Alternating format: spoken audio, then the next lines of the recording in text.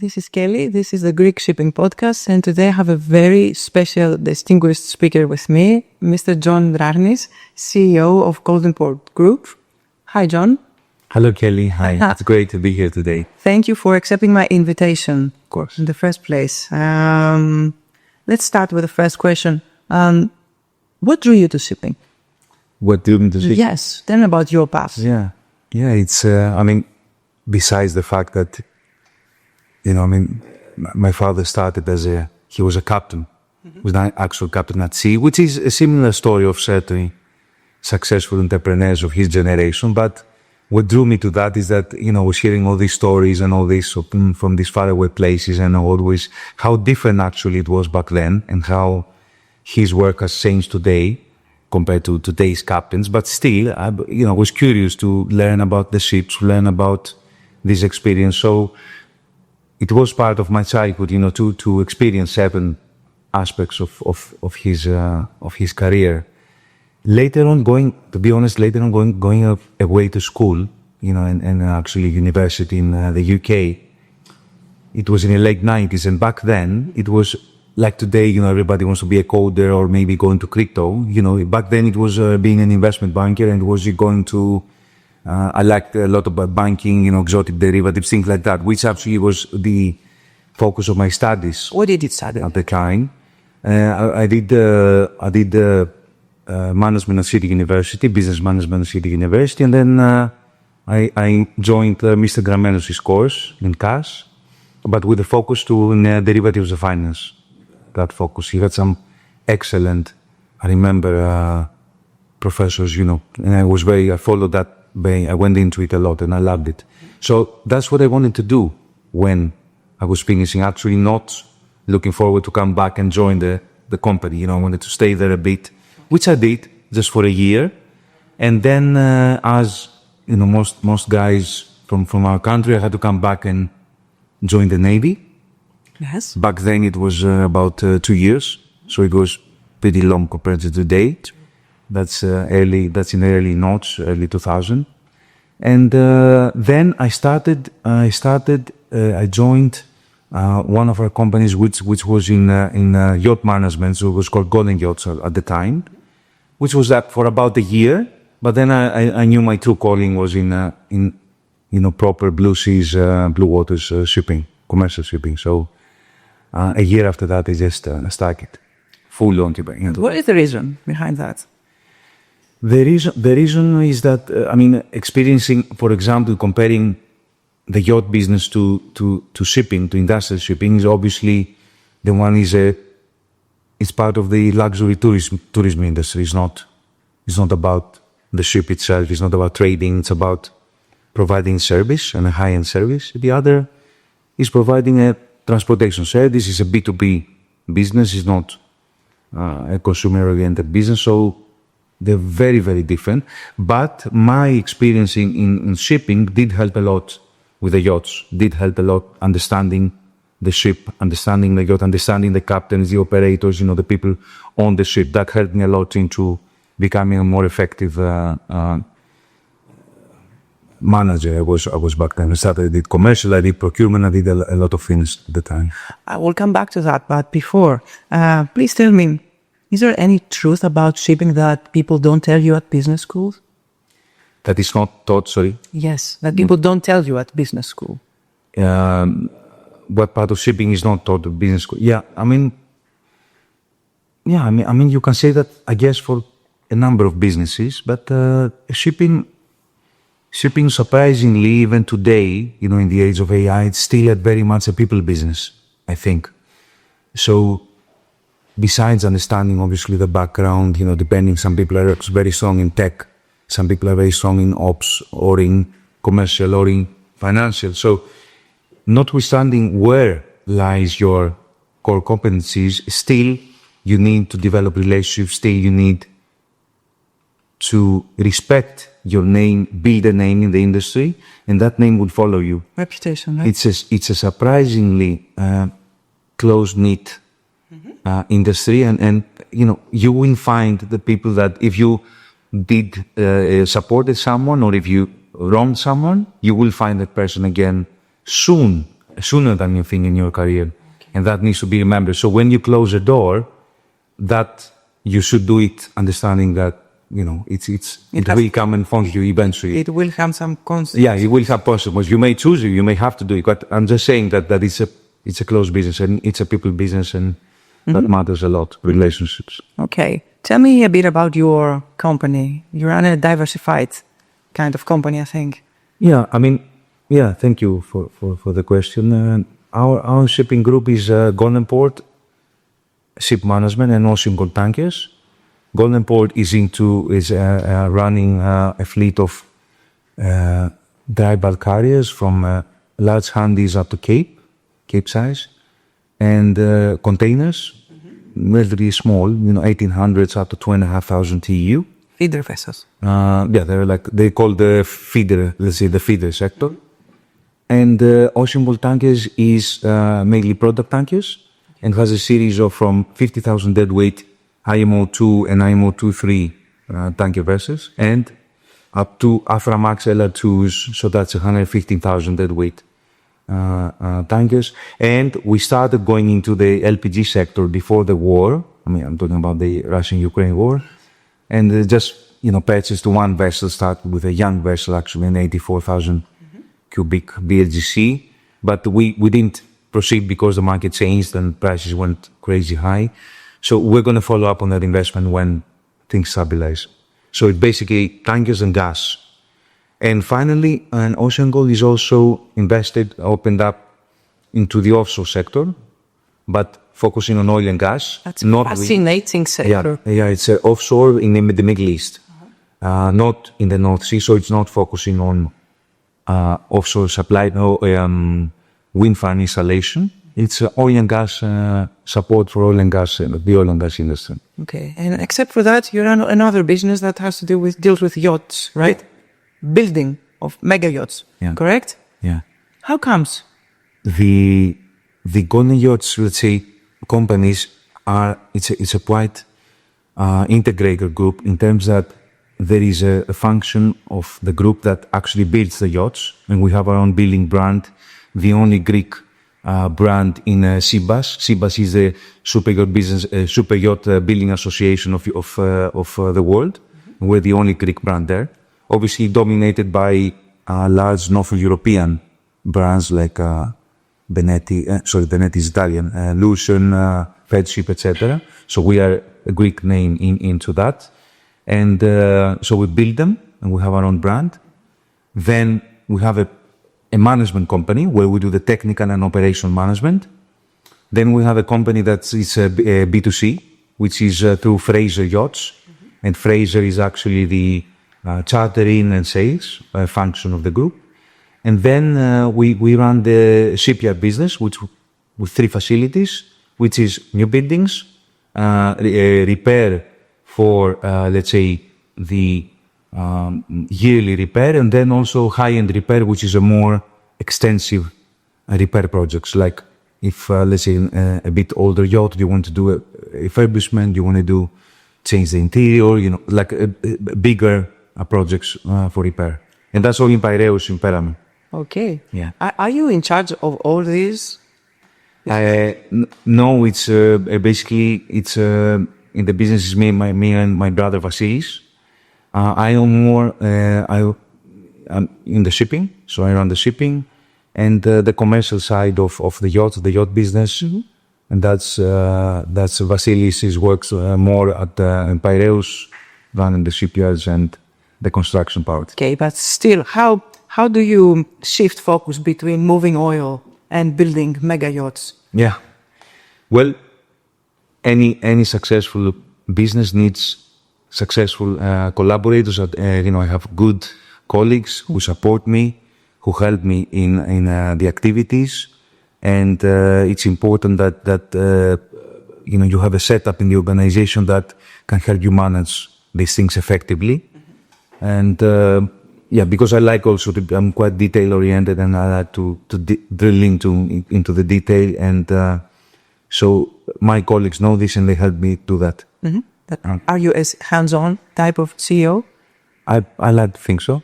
I like to think so. Sometimes too much, but Generally, yes. It was your appetite, your idea to diversify your company that much. And actually, the moving to the wet side from the tankers and gas was my thing. And the yacht business, it was a collaboration my father started. And then, but I started quite early because now it's been over 25 years I've been doing this. So that's about then when we started. But we moved completely, the company has changed direction. And now we have 3 new buildings, for example, building hybrid yachts, for example, battery, electric, diesel electric boats, with Vasilis. We've done a completely different thing. We took a very different direction in the company. So, yes, my father had this amazing idea to commercialize, super yachts, which did not exist. Not even anything remotely close to that. I would say people started looking into it barely 5 years ago. We've been doing it 25 years. So obviously, and not with a yacht building capability, but more focused. I buy a boat and just charter it out. So this is the concept that's being run at the moment. But I think it's an interesting business, very different dynamics. But see, the luxury market is something and it's the diversification factor that works very well with shipping. In what sense? Are there any synergies among the various shipping markets? Besides certain sectors like insurance, maybe applying some of the controls. They feed each other or they clash? What do you expect? Yeah, no, actually, yes. No, they do clash. And it takes a while. A ship owner moving into a very high-end luxury business, they need to understand that it's a completely different value proposition. The ship owners, especially increase their capabilities, I save money, from the cheapest ropes, the cheapest, this, and it's a different mindset. You have always to think your choice, how it affects the perception of your brand, because that's what you are. You're building a brand, you're selling a high luxury service, and you need to respect that the holiday, where people come on your boat and they spend their valuable time. The time is more valuable than the money, actually, for these people, because it's very scarce, and you need to respect that. And if you don't survive in this business. 1 or 2 bad reviews, you're done. Mm-hmm. Interesting. How can you cope with that? Actually, you learn, obviously, through experience. You learn through your band. As I said, we're doing it for a while. We have good collaborators. We built, and we're very lucky that we have some very smart people working with me. And obviously, we get feedback. We learn how to improve. We learn how to compete, because it's not only here. We're competing with the West Med, with Monaco, with the Italians, competing with Spain. We're competing with the Caribbean boats of the American yachts. So you need to be on that level, or better. Which is your favorite thing? But I'm proud to achieve all that with purely Greeks.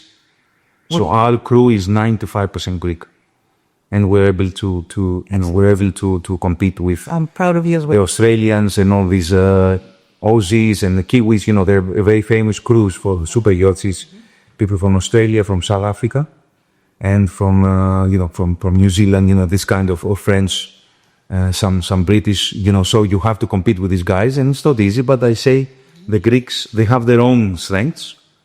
And we try to always improve their weaknesses. Which are the Greek strengths? When it comes to this kind of business, I think if the Greeks are above average in seamanship, so that you have good people who understand the sea and the boat. The so-called ελληνική ναυτοσύνη. Exactly, of course. You'll be surprised how sometimes people, especially in the yacht business,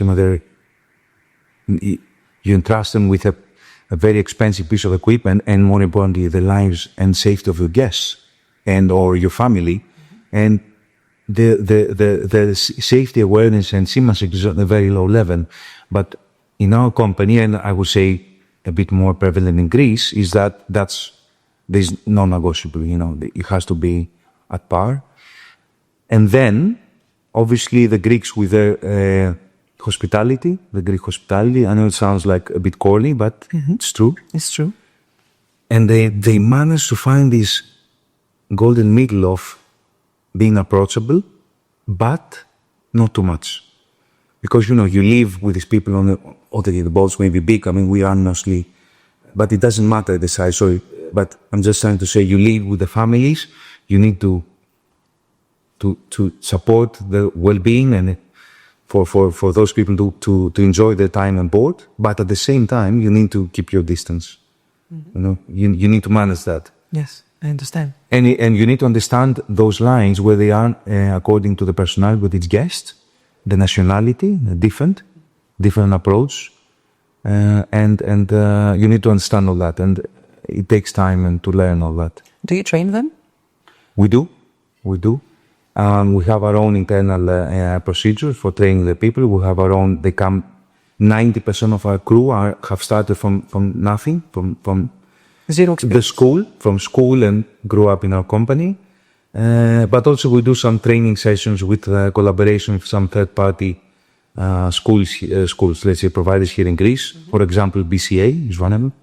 And focusing on hospitality more, not on the part of seamanship and others are done purely in our shipyards and our facilities, not. Hospitality, chefs, sometimes we do work with third-party. All right, yeah. Excellent. Do you think that consolidation and size is more important today for a shipping company, or there is still room for small, smart players?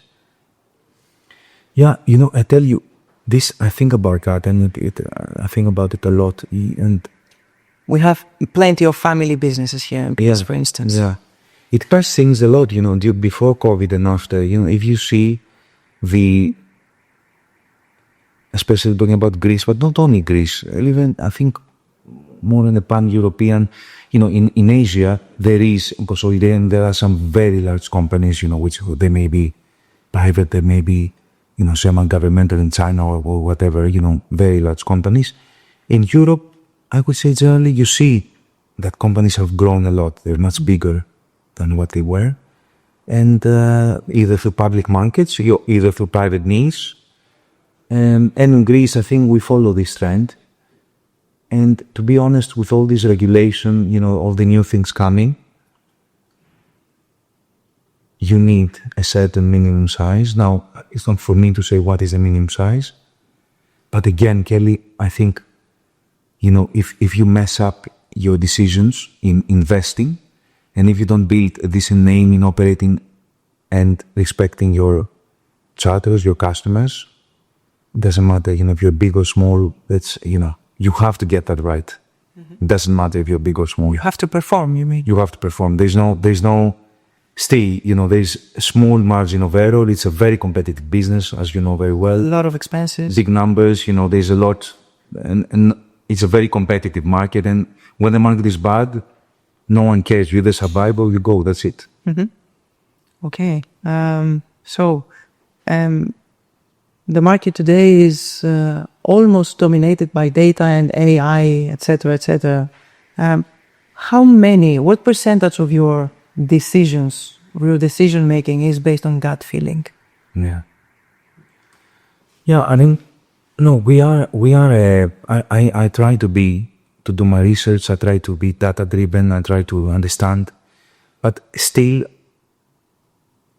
I think the way we do it here or not only in Greece, but I think mostly European thing, but also Greek, our investment horizon is a bit different. The way we think about the investment is different. That's why we can do some counter-cyclical moves. For example, when certain companies were buying 4,000 TEU container vessels in the middle of COVID, which was an absolute, and it still is today, obsolete design. It's absolute, it's too narrow, it's too long, it carries too much ballast when you're empty. It's just very inefficient. It's because of the old Panama Canal locks. That's, for example, I'm saying because it was voted the most successful ROI, return on equity from Clarksons. They said the best if you put $1 in a ship, buy the oldest, buy an old 4,000 TEU container vessel. They were dirt cheap, middle age, and they were barely scrap value, equal of the weight of the iron. That's it. No value, nothing. And they were, after COVID, they were pure gold. It was an amazing investment. So that person that bought that Philippe knows that I have the capacity to buy that vessel. I'm buying a big vessel. I'm buying a lot of steel, I'm investing in steel. And if I hold on, I'm going to do well. It's not like they know that COVID will happen or something will happen. They know that they have a big ship. They bought it, the break-even is very low, and in a perfectly competitive business, in a perfectly competitive market, you need to be, when others are suffering, you still need to be okay. So that's it. That's, I think, one of the principles, being resilient. And another thing, obviously, you need to act quickly, because information is perfect, as you said. Many people have that information. Very few things are hidden in our industry today. So if you get a certain investment idea, you need to act quickly. Mm-hmm. You need to do it quickly, because maybe in 2 weeks it's no longer there. Here comes the gut feeling, you mean, in the decision making. I'm just saying, if you make a combination of that, that this thing works for you, mm-hmm. you need to act quickly as well. You need to act quickly. You need to decide quickly. Mm-hmm. You don't have time to discuss for many weeks and many months and many years. You need to do it. Just execute, go for it. So I'm just saying that data is very important. You need to understand where you are. Mm-hmm. You need to study. You need to learn. You need to understand the cargo flows. It's very important. But at the end of the day, the most successful investments are usually counter-cyclical. Mm-hmm. So you do something that others either do not see or disagree with you. So going against the... Can you give us an example where your instinct beat the data, the market? Yeah, I mean, when the war in Ukraine started, the market exploded for tankers, for example, because it on my, sanctions, all the known factors that disrupted the energy industry in Europe and the world, actually, and create an explosion in gas carrier demand and tanker demand. So market was very strong. Back then, we were just saying again, the same thing we're saying today.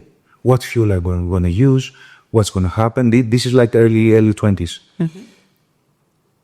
What's going to happen? What fuel? Methanol, LNG, this. I said, everybody's talking too long. There's no one ordering ships. Just, they're cheap. The market is amazing. Why is no one ordering ships? I was wondering, why isn't there someone ordering? I mean, you understand what I mean? So I simply went and ordered a bunch of ships there, and at the time it was good. So, but at the time, because the technology, people were afraid of what technology am I going to use regarding fuel, that was stripping them back. But that was even improving the market further, because there were no new buildings coming. So that was another positive for me, for my analysis, to say, go for it. Go for it. You've mentioned the alternative fuels. Which one do you believe is the best choice, the most? In terms of maturity of technology, is LNG, in terms of maturity of technology. However, I have to say that we're the only one of the very few industries that are saying LNG is an alternative fuel. Most other industries consider it as a fossil fuel, which it is. But we're considered as an alternative because it's new for us, for shipping. But okay, I have to say, for example, in industry on land, you're not going to say use LNG to decarbonize. That's, they're going to look at you funny. So for us, another fuel EU, it's considered a way to decrease your carbon intensity and footprint. Under the new IMO regulation, if it probably not that. And what to tell you? Really, this question, if you ask, I think, to the brightest of the brightest in shipping, I think their answer would be, they would shake their heads. I don't know. And I'm not saying I'm one of them, but I'm just saying that I'm going to shake my head too. I don't know. If you know, you tell me. Honestly, I was yesterday in the Bureau Veritas Technical Committee. I was in the last week with the DNL committee. Of course, nuclear is amazing, but it's far away. Of course, it's very promising. It's far away. So, we have to see. I think there is no clear answer yet, honestly. Mm-hmm. There's no clear answer. Thank you. Which is the most risky decision that you've made in your life? I remember the let's say, you want stressful or risky? I can say risky and stressful at the same time. Both, maybe. I mean, back in 2007, 2008, part of our group I listed. I did an IPO in the UK. Why did an IPO in the UK in the first place? Yeah, because first of all, I went to the UK for. You are an alternative. Before I was close to the UK. Alternative CEO, not mainstream CEO. Yeah. Look, I had HSBC on my side at the time, and they said, let's create a showcase from Goldenport. Let's do it. And in the UK, HSBC is the biggest bank, so I said, okay, and we did it very successfully. It was an easy process. No, not at all. To get your company public. It's actually much more complicated in London, a full listing, and Europe, much tougher rules than the US. One example is that you cannot trade ships between your private fleet and your public fleet. That's not allowed here.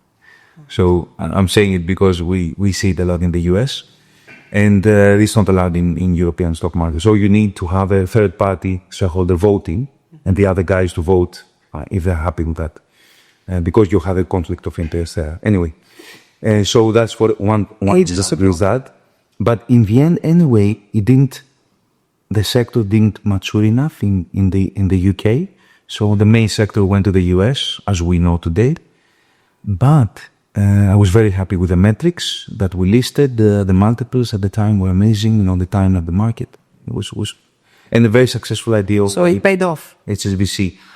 We were happy. I was happy.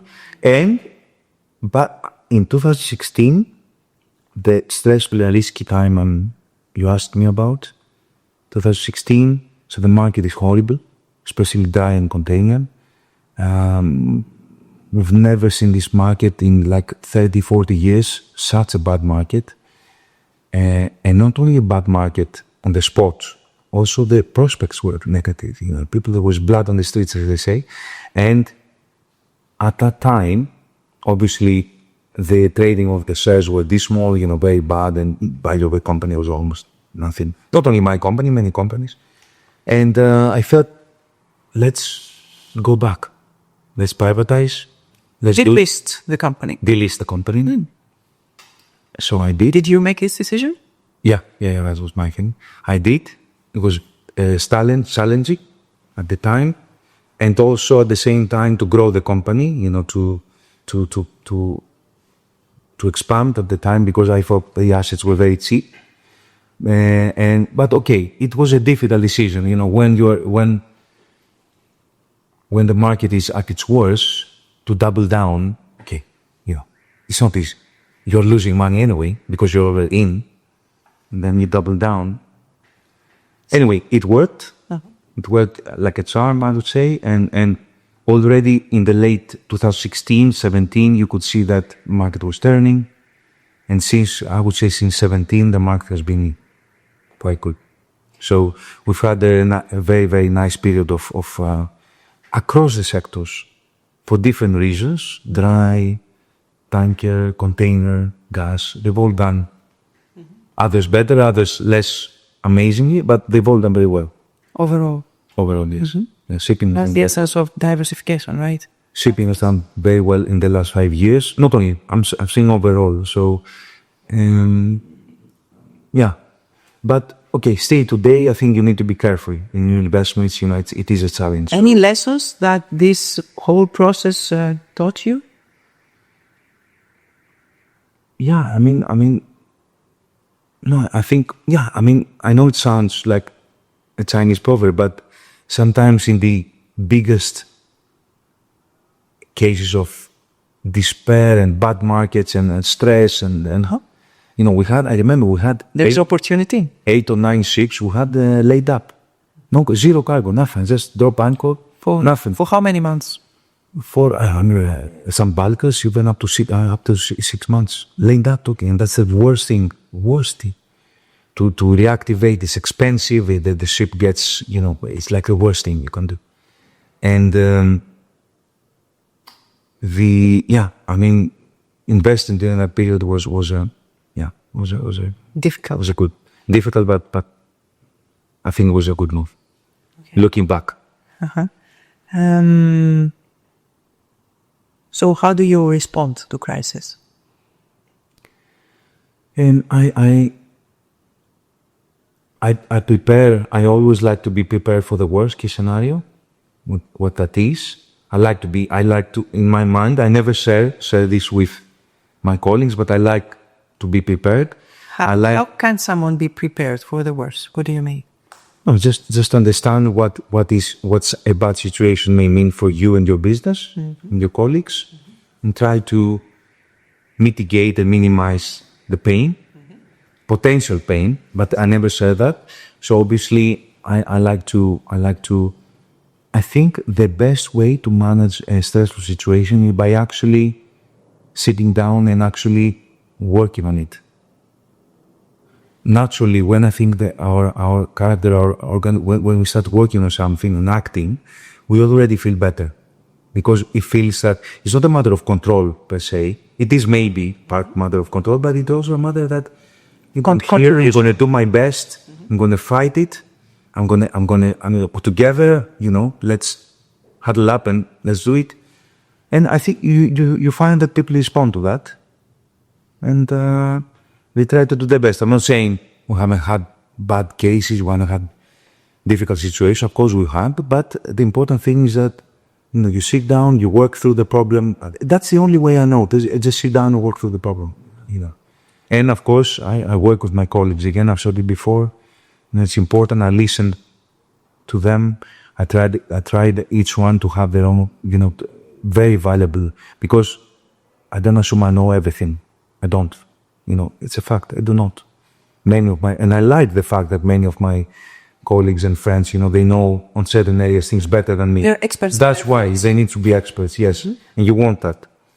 And I try to take advantage of us. I try to capitalize. To capitalize, yeah. Excellent. So you are the captain of a diversified empire, let's say. What's the next step? What else? Is there something else to do?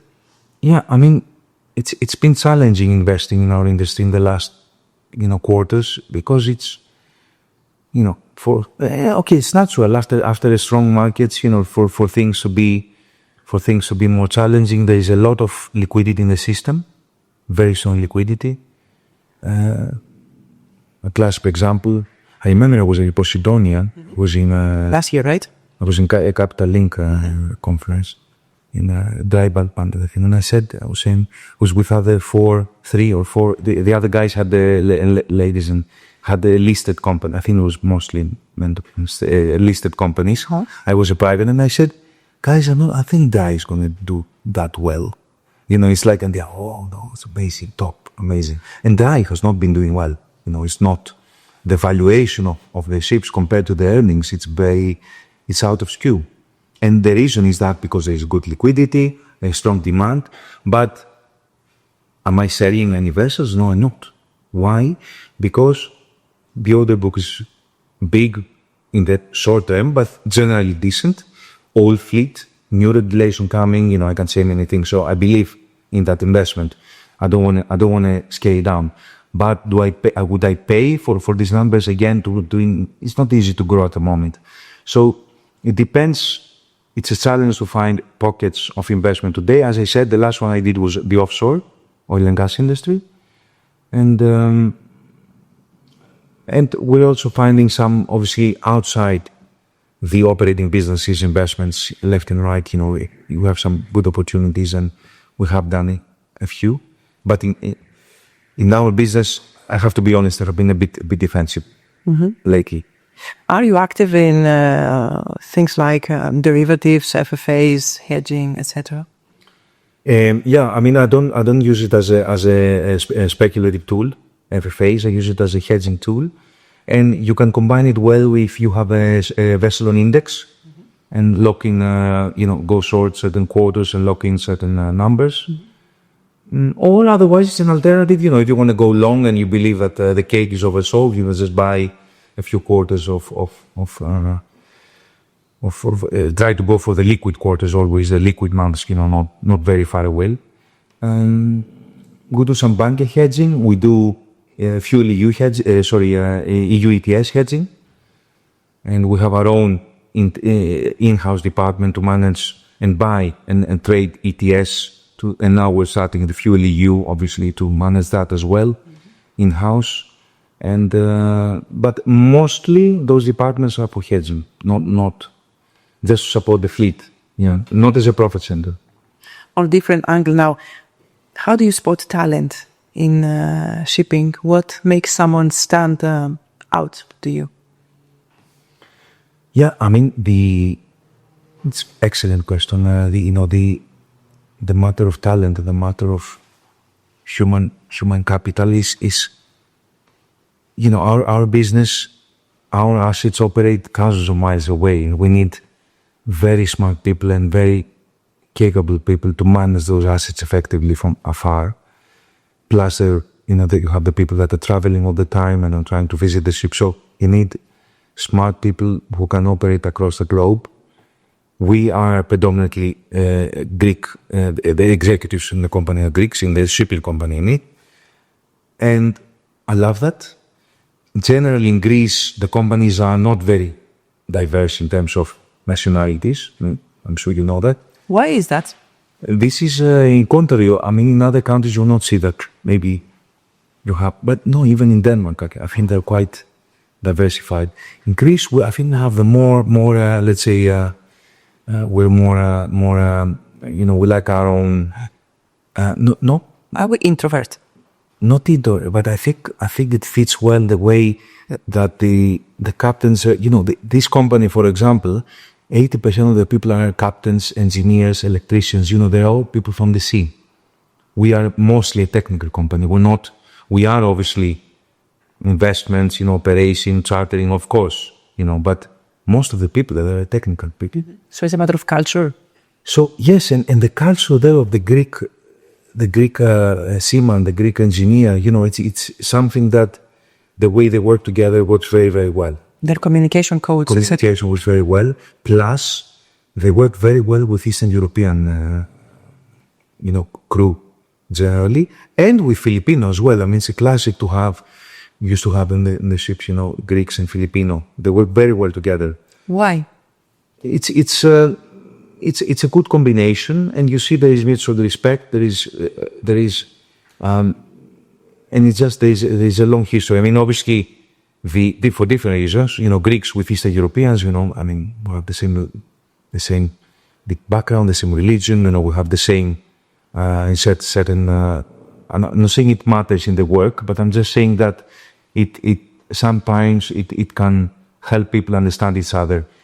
But in organizations, it's my opinion that you also need to have diversity in certain areas so that you hear third-party opinion, you hear certain things that... And avoid groupthink. Avoid group mistakes and blindness, group when it's... Biased. Bias, yes, group bias. That's a better term. You are an important CEO. And I think that everyone is watching every move you make. So leadership means being lonely. No, yeah, I mean, there are different types, different styles. And I mean, I'm outspoken, I admire certain people in our industry. It doesn't mean I admire everything about them, but certain aspects that I admire, I follow and I learn. I know that I will be learning in my career until I'm 80 years old, so I know that. And I hope I have the capacity to learn until then. But I'm happy to be learning and being understanding that in certain areas, there's so much more to learn. Now, I like, as I said before, I like to talk to my colleagues. I like to hear their opinion. But, in the end, you have to make the decision.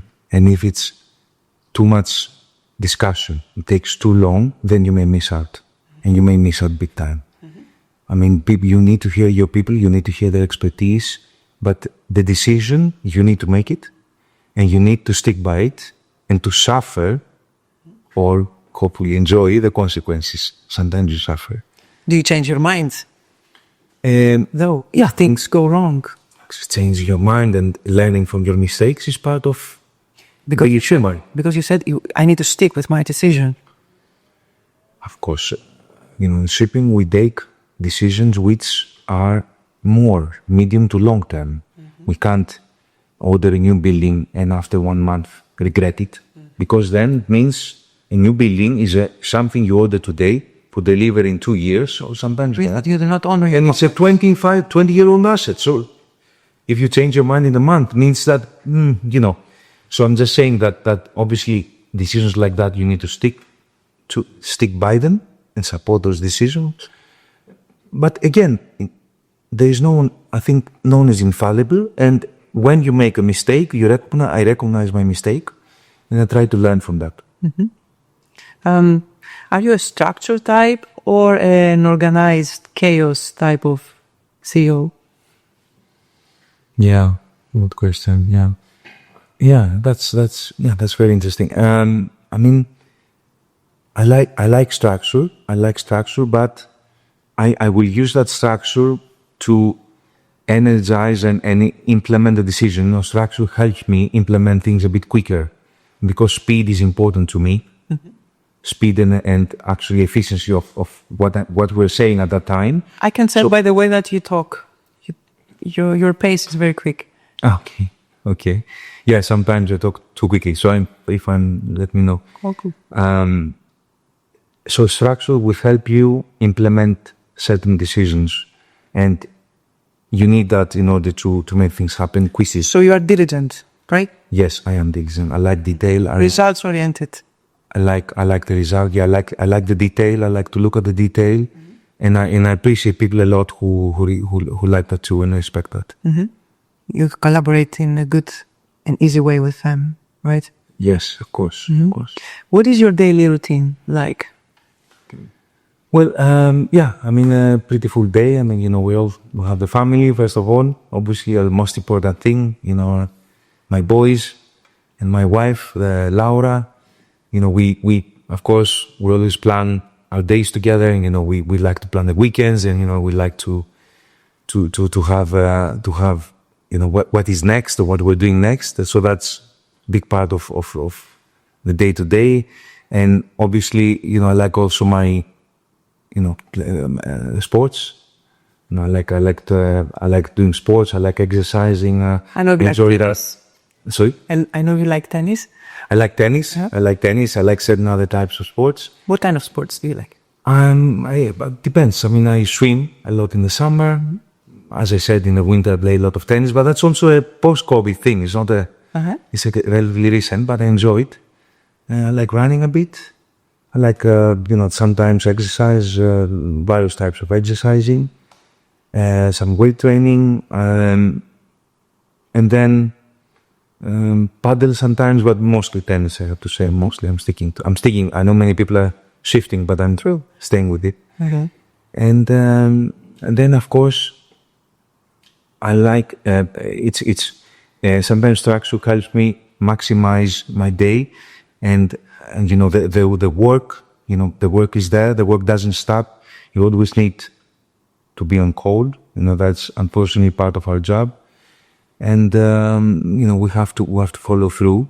But this doesn't daunt me, I welcome that, and I'm used to it. I know it's funny. You travel a lot for business? Yeah, I mean, I do now and then. I travel. I had a recent long 2-week trip to the Far East. Yeah, it was. Do you like that? Yeah, I loved it. Yeah, it was great. Why? I loved it because you visit the seaports, you visit new people, you hear ideas. For example, recently, and you like very much to hear what's happening with all the US-China thing. So you will hear different opinions on the ground, right? Than what you read through FD or Bloomberg. There's different things. So that's, for example, one thing. And the other thing, I like to travel. I like to go around and enjoy it. Okay, so now I have a question from one of my students, if you don't mind, of course. He is a first-year student actually, but he's a senior student back in the States. He comes from New York, and he's in my introduction to shipping class, and this is his first shipping course.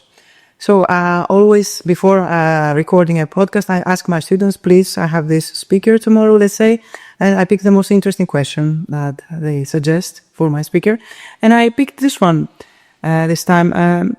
So Max is asking, I know now everything you ship is very important, but there has to be a time where you had extremely important cargo. What was the cargo and where did it go? Yeah, we've had all kinds of cargoes. I remember sometimes you have the cases when on bulk carriers, especially small ones, you carry certain very, very sensitive cargoes. I remember one ship who had 40,000 tons of cocoa. It's a very delicate, expensive and very delicate cargo. You need to have zero. It was going into Europe, into Northern Europe, and Holland actually was in. I remember other cases where we have in the gas carrier. I remember, it's one of the only vessels there. The Point is called the name of the vessel, and it's moored off East Africa, and it gives LPG to all these areas there, all the small islands in the area. It's their only source of power.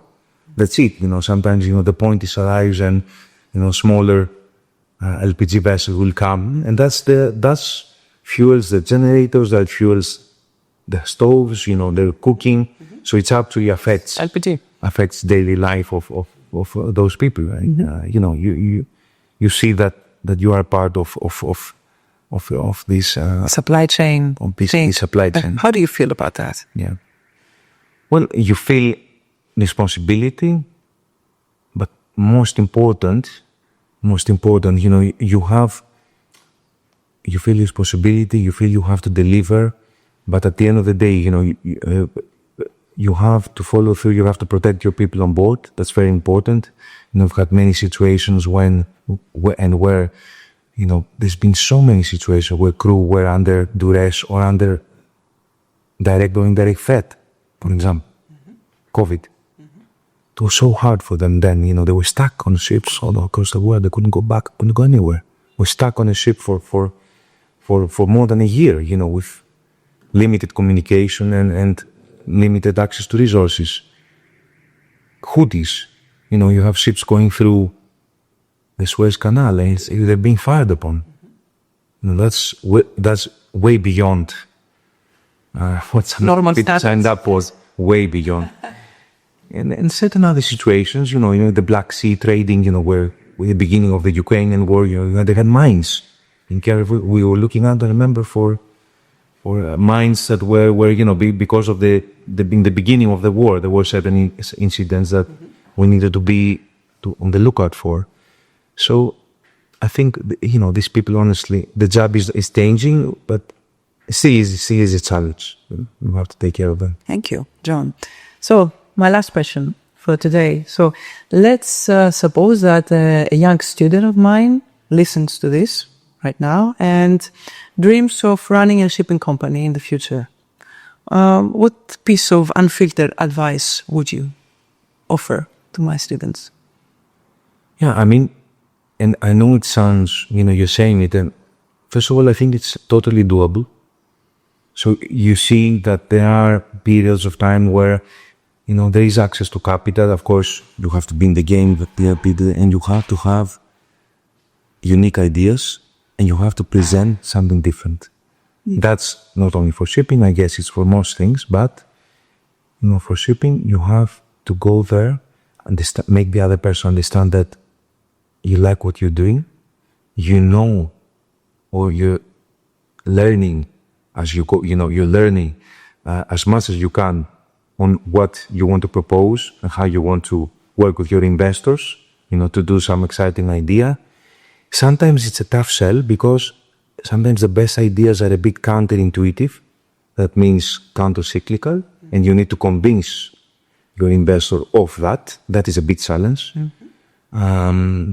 And finally, you need to follow through. Sometimes it takes a bit longer. The investment in shipping, you may hit it right on the nail on the head, but you may need a little bit of time sometimes. So you need to have staying power.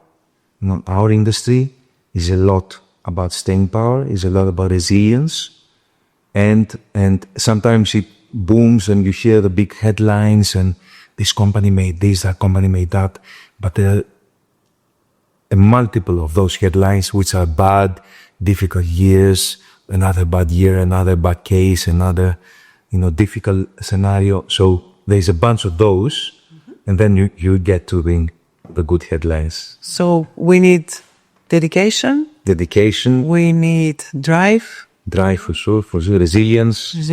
Of course. You need all that. But overall, you're optimistic for the future generation. I am very optimistic. I think, notwithstanding technology, AI, what we're doing cannot by any means be replaced. We're carrying a vast percentage of the world trade, the world commodities.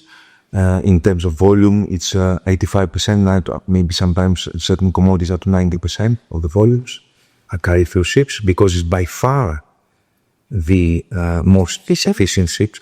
I will tell you one joke. So, because part of decarbonization, you know how Apple decarbonized and decreased the carbon footprint of their phones, and I'm afraid not. They changed from flying them to the destination, from air cargo to shipping them, or a big part of them, through containers. That's it. And there is their goal. So simple. So simply. Because imagine the weight the big container car is, or there's no comparison with an airplane or a car. So we are by far the most efficient. And I think the industry wants to be efficient. They want to be great. So I think that's important. That is a big part of. Yeah. Excellent, Yanni. Thank you so much for this very interesting discussion and for your input. You said so many interesting things. It was a great opportunity. I hope I can. I love to talk to, especially to younger. Or also, generally I like to hear ideas also from other industries. It's very, very interesting to do this, and thank you for the opportunity. I've seen that. You are an extrovert speaker. I've seen you in my class with my students, how you interacted, how you shared your knowledge and your experience. They absolutely loved you, and It means a lot. Yes, it means a lot to me and to them as well. Truly. Thank you so much for your input. I wish you all the best. Take care. That's all from us today. Until next time, we love shipping.